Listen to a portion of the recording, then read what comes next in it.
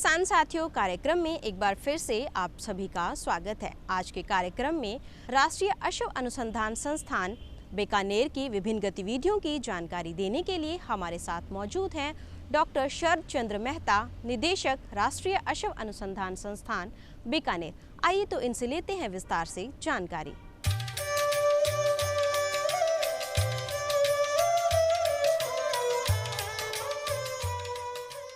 भारत में इस वक्त हमारे पास घोड़े की 8 नस्लें हैं।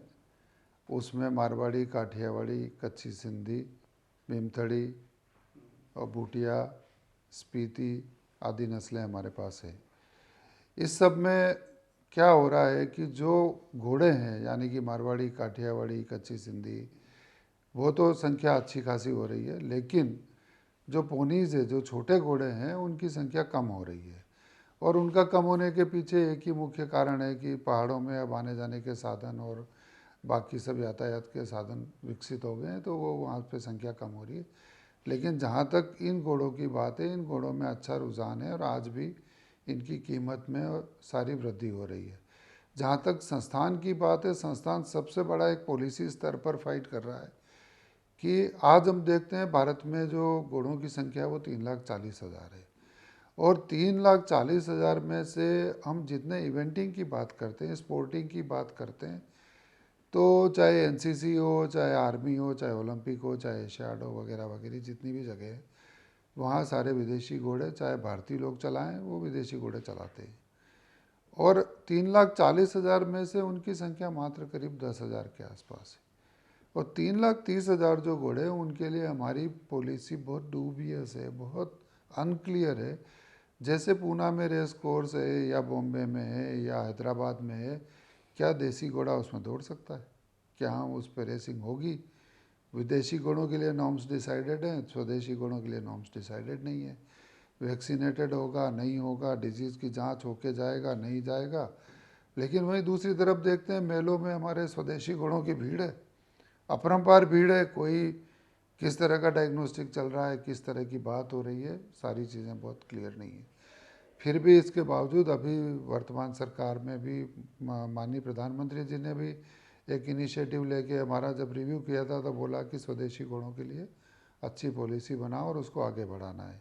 हम तब से बात कर रहे हैं कि स्वदेशी घोड़ों के जितने स्पोर्ट्स हो सकते हैं वो आगे बढ़ें।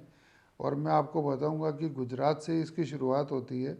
गुजरात में रेवाल चाल नाम का एक स्पोर्ट होता है, और उसके कारण ही गुजरात में, जहाँ बाकी देश में घोड़ों की संख्या कम हो रही, गुजरात में घोड़ों की संख्या बढ़ रही है। इसी तरह अब हम कई सारे एक्सपेरिमेंट इन घोड़ों को लेके, स्वदेशी घोड़ों को लेके राजस्थान में, गुजरात में करने जा रहे हैं। और ऑलरेडी जोधपुर में, उदयपुर में इनके शो हो चुके हैं। जैसे हम एरिना पोलो एक होता है, वो स्वदेशी घोड़ों का पोलो, और उसको हमने मॉडिफाई करके अपने घोड़ों के लिए बनाया है। उसी तरह जैसे हम महाराष्ट्र में जाते हैं और इवन बीकानेर में भी हम देखते हैं कि एक इक्का रेस होती है, छोटा तांगा होता है, उस पर रेस होती है, और वो बहुत प्रचलित है, लोगों के खून में दौड़ता है। जैसे घोड़ा दौड़ता है, जैसे लोगों का खून दौड़ रहा हो। लेकिन उसकी अभी क्लैरिटी नहीं है कि वो कर सकते हैं, नहीं कर सकते हैं। कौन सी रोड पे हो सकता है, नहीं हो सकता है, कौन से ट्रैक में होगा, नहीं हो सकता। ये बहुत चीज़ें अनक्लियर है, और इनको लेके अब काफ़ी कुछ हम पॉलिसी फ्रेमवर्क कर रहे हैं। हमने अभी पॉलिसी बनाई भी है, डिफरेंट फोरम्स में भी हमने इसको डिस्कस किया है। जहाँ तक अनुसंधान की बात करते हैं, ख़ासतौर से बीकानेर के अंदर बहुत अच्छा अनुसंधान कार्य हम इस पे कर रहे हैं। आपको जान के खुशी होगी कि स्वदेशी घोड़ों की एसएनपी चिप हमने बनाई है बीकानेर के अंदर ने, NBAGR करनाल के साथ मिलकर, जिसमें 6 लाख से ज़्यादा SNP मार्कर्स, DNA मार्कर्स हमने उसमें डाले हैं। और उसकी सबसे बड़ी विशेषता ये है कि वो हमारे घोड़ों से बनाई हुई है। पहले हम मजबूर थे कि हमें विदेशी घोड़े की चिप लेके काम करना पड़ता था। अब हम अपनी स्वदेशी चिप से काम कर रहे हैं। उससे बहुत ज़्यादा इन्फॉर्मेशन मिलती है, और उसको लेके अगर हम सिलेक्शन करते हैं तो बहुत अच्छा सिलेक्शन होता है। उसी तरह इनकी उत्पत्ति को लेके माइटोकॉन्ड्रियल DNA पे हम काम कर रहे हैं। उसमें भी हमने बताया है कि हमारे यहाँ का घोड़ा कब आया, कैसे आया, और कैसे ये विकसित हुआ। इसी तरह इसकी स्पोर्टिंग से रिलेटेड कौन से SNP मार्कर्स हैं, उनको लेके भी हमने शोध किया। और यहाँ पे एंड्योरेंस और फर्टिलिटी, दो बड़ी जो ट्रेट हैं घोड़ों के, उनके ऊपर हमने शोध किया।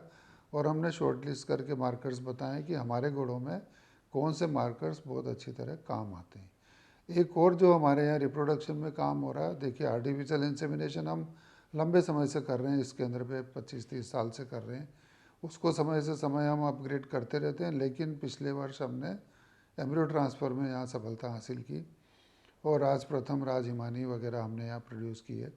उसके साथ साथ हमने अब विट्रीफाइड भ्रूण, यानी कि आज एक एम्ब्रियो बना के आप जार में रख दो और जब आपको ज़रूरत हो, 1 साल बाद, 2 साल बाद, 8 साल बाद, 5 साल बाद, और जहाँ चाहे यहाँ से ले जाके आप एक बोतल जितने 1 लीटर की बोतल जैसे स्पेस में भी स्टोर करके उसको आप ले जा सकते हो और वहाँ पे आप इसको किसी भी सरोगेट मदर में इम्प्लांट करके बच्चा वहाँ ले सकते हो।